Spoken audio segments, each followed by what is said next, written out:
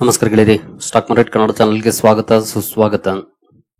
ಗೆಳೆಯರಿ, ವಿಡಿಯೋದಲ್ಲಿ ನಮ್ಮ ಮಾರ್ಕೆಟ್ಗೆ ಸಂಬಂಧಪಟ್ಟಂತೆ ಹಾಗೂ ಕೆಲವು ಇಂಡಿವಿಜುವಲ್ ಸ್ಟಾಕ್ ಗಳಿಗೆ ಸಂಬಂಧಪಟ್ಟಂತೆ ಹಾಗೆ ಇತ್ತೀಚಿನ ರಿಫಾರ್ಮ್ಸ್ ಗಳಿಗೆ ಸಂಬಂಧಪಟ್ಟಂತೆ ಇನ್ನೊಂದಷ್ಟು ಅಪ್ಡೇಟ್ ಗಳು ಬಂದಿದ್ದಾವೆ. ಅವುಗಳ ಬಗ್ಗೆ ತಿಳ್ಕೊಳ್ಳೋಣ. ಆಸ್ ಯೂಶುವಲ್ ಮುಂದುವರಿಯ ಮುಂಚೆ ಡಿಸ್ಕ್ಲೇಮರ್ ಕೊಡ್ಲಿಕ್ಕೆ ಇಷ್ಟಪಡ್ತೀನಿ. ಇಲ್ಲಿ ಕವರ್ ಮಾಡ್ತಿರೋಂತ ಯಾವುದೇ ಸ್ಟಾಕ್ ಅನ್ನು ಕೂಡ ರೆಕಮೆಂಡ್ ಮಾಡ್ತಿಲ್ಲ. ನೀವು ಫರ್ದರ್ ಸ್ಟಡಿ ಮೆಡಿಟೇಷನ್ ತಗೊಳ್ಬಹುದು. ಆಸ್ ಎ ಎಜುಕೇಶನಲ್ ಪರ್ಪಸ್ ನಾನು ವಿಡಿಯೋ ಮುಂದೆ ತರ್ತಾ ಇದ್ದೀನಿ. ಹಾಗೆ ನಮ್ಮ ಇನ್ಸ್ಟಾಗ್ರಾಮ್ ಚಾನಲ್ ಹಾಗೂ ವಾಟ್ಸ್ಆಪ್ ಚಾನಲ್ ನ ಫಾಲೋ ಮಾಡ್ತಿಲ್ಲ ಅಂತಂದ್ರೆ ಇಲ್ಲಿ ಲಿಂಕ್ ಇದೆ. ಈ ಲಿಂಕ್ ಅನ್ನ ಬಳಸ್ಕೊಂಡು ಫಾಲೋ ಮಾಡಬಹುದು. ಇಲ್ಲಿ ಏನಾದ್ರೂ ವಿಡಿಯೋಗಳನ್ನ ಅಪ್ಲೋಡ್ ಮಾಡ್ಲಿಕ್ಕೆ ಸಮಸ್ಯೆಗಳಾದ್ರೆ ಅಲ್ಲಿ ಅಪ್ಡೇಟ್ ಗಳನ್ನ ಕೊಡ್ತೀವಿ. ಹಾಗೆ ನಮ್ಮ ತರಬೇತಿ ಕಾರ್ಯಕ್ರಮದಲ್ಲಿ ಇಂಟ್ರೆಸ್ಟ್ ಇರೋರು ಇಮೇಲ್ ಮೂಲಕ ಸಂಪರ್ಕ ಮಾಡಬಹುದು. ಎಸ್ಪೆಷಲಿ ಇದು ಲಾಂಗ್ ಟರ್ಮ್ ಗೆ ಸಂಬಂಧಪಟ್ಟಂತ ಕಾರ್ಯಕ್ರಮ. ಟ್ರೇಡಿಂಗ್ ಬಗ್ಗೆ ಆಗ್ಲಿ ಶಾರ್ಟ್ ಟರ್ಮ್ ಬಗ್ಗೆ ಆಗ್ಲಿ ನಾವು ಇದರಲ್ಲಿ ಕವರ್ ಮಾಡೋದಿಲ್ಲ. ಓನ್ಲಿ ಲಾಂಗ್ ಟರ್ಮ್ ಇನ್ವೆಸ್ಟ್ಮೆಂಟ್ ಗೆ ಬೇಕಾಗಿರುವಂತ ವಿಷಯಗಳನ್ನ ತಿಳಿಸ್ಕೊಡ್ತೀವಿ. ಜೊತೆಗೆ ನಿಮ್ಗೆ ಮಾರ್ಕೆಟ್ ಜರ್ನಿಯಲ್ಲಿ ಲೈಫ್ ಲಾಂಗ್ ಉಪಯೋಗಕ್ಕೆ ಬರುವಂತ ವಿಷಯಗಳು ಇರುತ್ತೆ. ಇದು 6 ತಿಂಗಳ ಪ್ರೋಗ್ರಾಮ್ ಆದ್ರೂ ಕೂಡ ಈ 6 ತಿಂಗಳಲ್ಲಿ ಕಲಿಯುವಂತ ವಿಷಯಗಳೇನಿರುತ್ತೆ ಅದು ನಿಮ್ಮ ಲೈಫ್ ಲಾಂಗ್ ಬಳಕೆಗೆ ಬರುವಂತ ವಿಷಯಗಳಾಗಿರುತ್ತೆ. ಇಂಟ್ರೆಸ್ಟ್ ಇರೋರು ಇಮೇಲ್ ಮೂಲಕ ಸಂಪರ್ಕ ಮಾಡಬಹುದು. ಇನ್ನು ಹೆಚ್ಚಿನ ಮಾಹಿತಿಯನ್ನ ಇಮೇಲ್ ಮೂಲಕ ನಿಮ್ಗೆ ಕೊಡ್ತೀವಿ. ಇನ್ನು ಸುದ್ದಿಗಳ ಕಡೆ ನಾವು ಬರೋದಾದ್ರೆ, ಡೊನಾಲ್ಡ್ ಟ್ರಂಪ್ ಅವರ ಕಡೆಯಿಂದ ಇವತ್ತು ಒಂದು ಬ್ರೇಕಿಂಗ್ ಸುದ್ದಿ ಬಂದಿದೆ. ನೋಡಬಹುದು. Trump offers peace pipe, Modi responds, what next. ಇತ್ತೀಚಿನ ದಿನಗಳಲ್ಲಿ ಯಾವ ರೀತಿಯ ಡೆವಲಪ್ಮೆಂಟ್ಸ್ ಆಗಿದೆ ಅನ್ನೋದು ನಿಮ್ಗೆಲ್ರಿಗೂ ಗೊತ್ತಿದೆ. ಯುಎಸ್ ಹಾಗೂ ಇಂಡಿಯಾದ ಸಂಬಂಧಗಳಲ್ಲಿ ಈಗ ಸ್ವಲ್ಪ ಬದಲಾವಣೆಗಳು ಕಂಡು ಬರ್ತಾ ಇದೆ. ಅದರಲ್ಲೂ ನೋಟಬಲ್ ಯೂ ಟರ್ನ್ ಅಂತ ಹೇಳ್ತಾರೆ. ಟ್ರಂಪ್ ಅವರ ಕಡೆಯಿಂದ ಬರ್ತಿರುವಂತ ಯೂ ಟರ್ನ್ ನೋಡಿ. ಅದರಲ್ಲಿ ಡೊನಾಲ್ಡ್ ಟ್ರಂಪ್ ಅವರು ಎತ್ತಿದ ಕೈ. ಬೇಕಿದ್ರೆ ನೀವು ಯೂ ಟರ್ನ್ ರಾಜ ಅಂತ ಕರಿಬಹುದು. ಇವತ್ತೊಂದು ಹೇಳ್ತಾರೆ, ನಾಳೆ ಇನ್ನೊಂದು ಹೇಳ್ತಾರೆ, ನಾಡಿದ್ ಮತ್ತೊಂದು ಹೇಳ್ತಾರೆ. ಈ ರೀತಿಯ ಮಾತುಗಳನ್ನ ಆಡ್ತಾ ಇರ್ತಾರೆ. ಜೊತೆಗೆ ನೆನೆ ಕೂಡ ಒಂದು ಸ್ಟೇಟ್ಮೆಂಟ್ ಅನ್ನ ಕೊಟ್ಟಿದ್ರು, lost India and Russia to deepest darkest China ಅಂತ. ಇವತ್ತು ಮಾತಾಡ್ತಾ ನೋಡಬಹುದು, now speaking of an always special relationship with India, a great prime minister in Modi ಅನ್ನುವಂತ ಸ್ಟೇಟ್ಮೆಂಟ್ ಅನ್ನ ಕೊಟ್ಟಿದ್ದಾರೆ. ಇದನ್ನ ಎಎನ್ಐ ರಿಪೋರ್ಟ್ ಮಾಡಿದೆ. ಅದಕ್ಕೆ ನರೇಂದ್ರ ಮೋದಿ ಅವರು ರೆಸ್ಪಾಂಡ್ ಮಾಡಿದ್ದಾರೆ. ನೋಡಬಹುದು, PM Modi as reciprocate with warmth and optimism, speaking of a positive and forward-looking, comprehensive and global strategic partnership. Long-term strategic cooperation ಬಗ್ಗೆ ಪಾಸಿಟಿವ್ ಹಾಗೂ ಫ್ಯೂಚರ್ ಓರಿಯೆಂಟೆಡ್ ಆಗಿ ಇದ್ದೀವಿ, ನಮ್ಮ ರಿಲೇಶನ್ಶಿಪ್ ಚೆನ್ನಾಗಿದೆ ಅನ್ನುವಂತ ಮಾತನ್ನ ಇವರು ಹೇಳಿದ್ದಾರೆ. ಇದು ಒಂದಷ್ಟು ಡಿಸ್ಕಷನ್ ಗಳಿಗೂ ಕೂಡ ಕಾರಣ ಆಗ್ತಾ ಇದೆ. ಅಂದ್ರೆ ಇತ್ತೀಚೆಗೆ ಏನೆಲ್ಲ ಡೆವಲಪ್ಮೆಂಟ್ಸ್ ನೋಡ್ಲಿಕ್ಕೆ ಸಿಕ್ಕಿತ್ತು ಅವುಗಳು ತಣ್ಣಗಾಗಬಹುದಾ. ಜೊತೆಗೆ ಪಿಯೂಷ್ ಗೋಯಲ್ ಅವರು ಒಂದು ಸ್ಟೇಟ್ಮೆಂಟ್ ಅನ್ನ ಕೊಟ್ಟಿದ್ರು, 3-4 ವಾರಗಳಲ್ಲಿ ಟ್ರೇಡ್ ಡೀಲ್ ಬಗ್ಗೆ ಫೈನಲೈಸ್ ಆಗುತ್ತೆ ಅಂತ.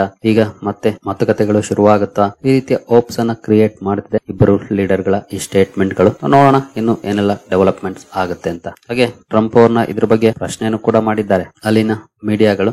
ಭಾರತ ಹಾಗೂ ರಷ್ಯಾನ ಕಳ್ಕೊಂಡ್ರಿ ಅಂತ ಹೇಳಿದಿರಿ, ಇದಕ್ಕೆ ಯಾರು ಹೊಣೆ, ಯಾರು ಕಳ್ಕೊಳ್ಳಾಗ್ ಮಾಡಿದ್ದು ಅಂತ ಕೇಳಿದ್ದಾರೆ. ಅದಕ್ಕೆ ನಾವೇನ್ ಕಳ್ಕೊಂಡಿಲ್ಲ ಅನ್ನೋ ರೀತಿಯಲ್ಲಿ ಸ್ಟೇಟ್ಮೆಂಟ್ ಅನ್ನ ಕೊಟ್ಟಿದ್ದಾರೆ. ಅಂದ್ರೆ ಜಟ್ಟಿ ಬಿದ್ರು ಮೀಸೆ ಮಣ್ಣಾಗ್ಲಿಲ್ಲ ಅಂತಾರಲ್ಲ, ಆ ರೀತಿಯ ಸ್ಟೇಟ್ಮೆಂಟ್ ಅನ್ನ ಅವರು ಕೊಟ್ಟಿದ್ದಾರೆ ಅಥವಾ ಉತ್ತರವನ್ನ ಕೊಟ್ಟಿದ್ದಾರೆ. ಒಟ್ಟಿನಲ್ಲಿ ಭಾರತ ನಾನು ಹೇಳ್ದಂಗೆ ಕೇಳಬೇಕು ಅಂತ ಎಕ್ಸ್ಪೆಕ್ಟೇಷನ್ ಇಟ್ಕೊಂಡಿದ್ರೆ ನೀವು ಹತ್ರ ಬರ್ಲೇಬೇಡಿ ಅನ್ನೋ ರೀತಿಯ ಮೆಸೇಜ್ ಅನ್ನ ಭಾರತ ಈ ಮೂಲಕ ಕೊಟ್ಟಿದೆ ಅಂತ ಅಂದ್ಕೊಳ್ಬಹುದು. ಇನ್ನು ನೆಕ್ಸ್ಟ್ ಸುದ್ದಿಯ ಕಡೆ ನಾವು ಬರೋದ್ರೆ, ಯುಎಸ್ ಟ್ರೆಜರಿ ಸೆಕ್ರೆಟರಿ ಬೆಸೆಂಟ್ ಅವ್ರ ಕಡೆಯಿಂದ ಒಂದು ಸುದ್ದಿ ಬಂದಿದೆ. ನೋಡಬಹುದು, Bessent calls for big changes at Federal Reserve ಅಲ್ಲಿ ದೊಡ್ಡ ಬದಲಾವಣೆಗಳು ಆಗಬಹುದು ಅನ್ನುವಂತ ಮಾತನ್ನ ಟ್ರೆಜರಿ ಸೆಕ್ರೆಟರಿ ಮಾತಾಡಿದ್ದಾರೆ. ಅದರಲ್ಲೂ ನೋಡಬಹುದು, including it's power to set interest rates as the Trump administration intensify its efforts to exert control over central banks' insulation from short-term political pressure is widely seen as key to effective control of inflation. Especially interest rate power ಏನಿದೆ ಅದಕ್ಕೆ ಸಂಬಂಧಪಟ್ಟಂತೆ ಕೂಡ ಬದಲಾವಣೆಗಳು ಆಗಬಹುದು ಅನ್ನುವಂತ ಮಾತನ್ನ ಹೇಳಿದರೆ. ಗೊತ್ತಿಲ್ಲ, ಅದು ಅಷ್ಟು ಈಸಿ ಅಲ್ಲ. ಈಸಿ ಇದ್ದಿದ್ರೆ ಎಷ್ಟೊತ್ತಿಗೆ ಮಾಡಿರ್ತಿದ್ರು. ಬಟ್ ಕಾದ್ ನೋಡ್ಬೇಕಾಗತ್ತೆ ಏನೆಲ್ಲ ಬದಲಾವಣೆಗಳಾಗುತ್ತೆ.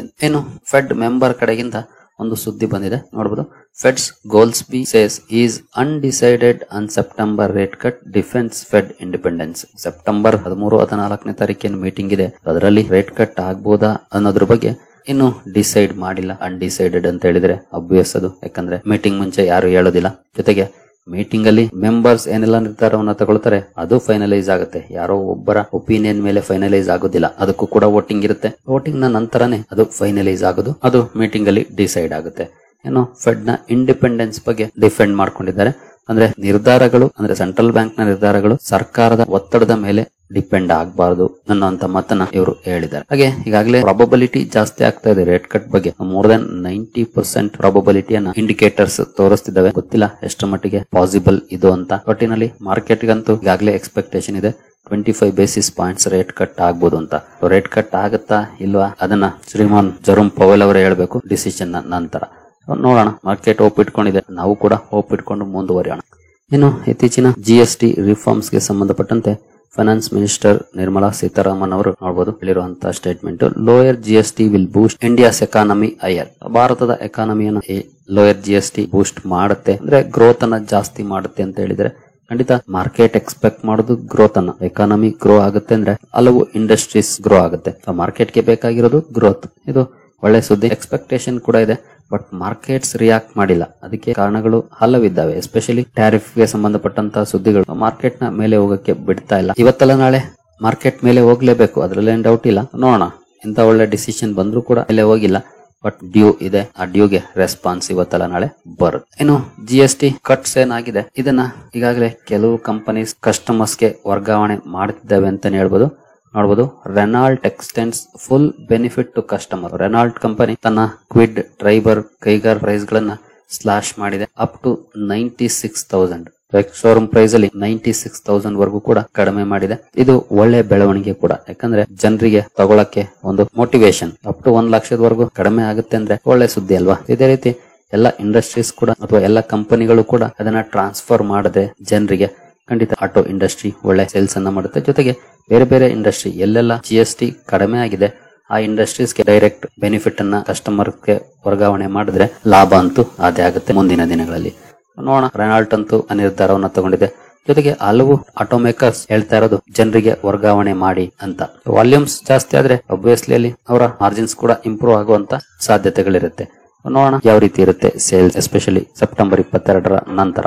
ನೆಕ್ಸ್ಟ್ ಸುದ್ದಿಯ ಕಡೆ ನಾವು ಬರೋದಾದ್ರೆ GST exemption on health and life insurance. ನಿಮ್ಗೆಲ್ರಿಗೂ ಗೊತ್ತಿರೋ 18% ಇದ್ದಂತ GST ಅನ್ನ 0 ಮಾಡಿದ್ದಾರೆ ಈಗ ಹೆಲ್ತ್ ಹಾಗೂ ಲೈಫ್ ಇನ್ಶೂರೆನ್ಸ್ ಮೇಲೆ ಇದ್ದಂತ ಇನ್ಶೂರೆನ್ಸ್. ಬಟ್ ಅಷ್ಟೇ ಪ್ರಮಾಣದಲ್ಲಿ ಪ್ರೀಮಿಯಂ ಕಡಿಮೆ ಆಗುತ್ತಾ ಅನ್ನೋದ್ರ ಬಗ್ಗೆ ಕೆಲವೊಂದು ಅನುಮಾನಗಳಿದೆ. ಯಾಕೆಂದ್ರೆ ಇಲ್ಲೊಂದಷ್ಟು ಕ್ಲಾರಿಟಿಯನ್ನ ಸರ್ಕಾರ ಕೊಡಬೇಕಾಗಿದೆ. ಏನು ಕ್ಲಾರಿಟಿ ಅಂತಂದ್ರೆ ಇನ್ಪುಟ್ ಟ್ಯಾಕ್ಸ್ ಕ್ರೆಡಿಟ್ ಗೆ ಸಂಬಂಧಪಟ್ಟಂತೆ, ITC ಗೆ ಸಂಬಂಧಪಟ್ಟಂತೆ ಈಗ ಕಂಪನಿಗಳಿಗೆ ನೀವಿಲ್ಲಿ ನೋಡಬಹುದು, the actual benefit to policy holders could not proportional. At present, insurers claim 8 to 10% ITC on various input services, which helps keep costs under check. Up to 8 to 10% ಈ ITC ಏನಿದೆ ಇದಕ್ಕೆ ಸಂಬಂಧಪಟ್ಟಂತೆ ಸರ್ಕಾರ ಏನ್ ಹೇಳುತ್ತೆ. ಇನ್ ಕೇಸ್ ಇದನ್ನ ಬದಲಾವಣೆ ಮಾಡಿಲ್ಲ ಅಂದ್ರೆ ಅಂದ್ರೆ GST ಕಟ್ ನ ಲಾಭ ಅಷ್ಟೇನು ದೊಡ್ಡ ಮಟ್ಟದಲ್ಲಿ ಸಿಗುವಂತ ಚಾನ್ಸಸ್ ಕಡಿಮೆ ಇರುತ್ತೆ.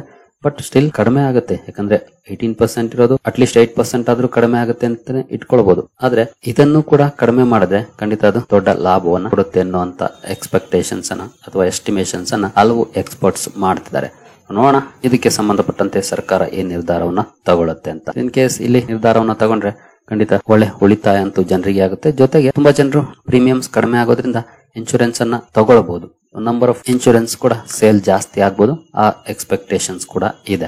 ನಂತರ ಮ್ಯಾಕ್ಸ್ ಎಸ್ಟೇಟ್ ಗೆ ಸಂಬಂಧಪಟ್ಟಂತೆ ಒಂದು ಸುದ್ದಿ ಬಂದಿದೆ ನೋಡಬಹುದು. Max estates acquire development rights on 7.25 acre Gurugram land. 7.25 acre land development rights ಅನ್ನ ಕಂಪನಿ ಪಡ್ಕೊಂಡಿದೆ. ಸುಮಾರು 3,000 ಕೋಟಿ ಡೆವಲಪ್ಮೆಂಟ್ ವ್ಯಾಲ್ಯೂ ಎಸ್ಟಿಮೇಟ್ ಮಾಡ್ತಿದ್ದಾರೆ. ಕಂಪನಿಯನ್ನ ಸೋಮವಾರ ಅಬ್ಸರ್ವ್ ಮಾಡಬಹುದು. ಈ ನ್ಯೂಸ್ ಗೆ ಸಂಬಂಧಪಟ್ಟಂತೆ ರಿಯಾಕ್ಷನ್ ಹೇಗಿರುತ್ತೆ ಅಂತ. ನಂತರ ಬ್ಯಾಂಕ್ ಆಫ್ ಬರೋಡಾದಿಂದ ಆರ್ಕಾಮ್ ಗೆ ಸಂಬಂಧಪಟ್ಟಂತೆ ಸುದ್ದಿ ಬಂದಿದೆ. ಅಂದ್ರೆ ಇದು ಅನಿಲ್ ಅಂಬಾನಿ ಅವರ ರಿಲಯನ್ಸ್ ಕಮ್ಯುನಿಕೇಶನ್. ನೋಡಬಹುದು, BOB flags RCom loan accounts as fraud amid allegations of fund misuse. ಈಗಾಗಲೇ SBI ಫ್ರಾಡ್ ಅಂತ ಮಾಡಿತ್ತು, ಹಾಗೆ ಇನ್ನೊಂದು ಬ್ಯಾಂಕ್ ಕೂಡ ಫ್ರಾಡ್ ಅಂತ ಮಾಡಿತ್ತು. ಈಗ ಬ್ಯಾಂಕ್ ಆಫ್ ಬರೋಡಾ ಕೂಡ ಆರ್ಕಾಮ್ ನ ಲೋನ್ ಅಕೌಂಟ್ಸ್ ಅನ್ನು ಫ್ರಾಡ್ ಅಂತ ಮಾಡಿದೆ. ಯಾಕಂದ್ರೆ ತಗೊಂಡಿರುವಂತಹ ಫಂಡ್ಸ್ ಅನ್ನ ಮಿಸ್ಯೂಸ್ ಮಾಡ್ಕೊಂಡಿದ್ದಾರೆ ಅನ್ನುವಂತ ಅಲಿಗೇಷನ್ಸ್ ಅನ್ನ ಕೊಟ್ಟಿದೆ. ಹಾಗಾಗಿ ಫ್ರಾಡ್ ಅಂತ ಫ್ಲಾಗ್ ಮಾಡಿದೆ. ಈ ಗ್ರೂಪ್ ಸ್ವಲ್ಪ ರಿಸ್ಕಿ ಗ್ರೂಪ್, ಸ್ವಲ್ಪ ಏನು ಜಾಸ್ತಿನೇ ರಿಸ್ಕಿ ಗ್ರೂಪ್, ಯಾಕಂದ್ರೆ ಅಲಿಗೇಷನ್ಸ್ ಆ ರೀತಿ ಇದೆ ಈ ಗ್ರೂಪ್ ನ ಮೇಲೆ.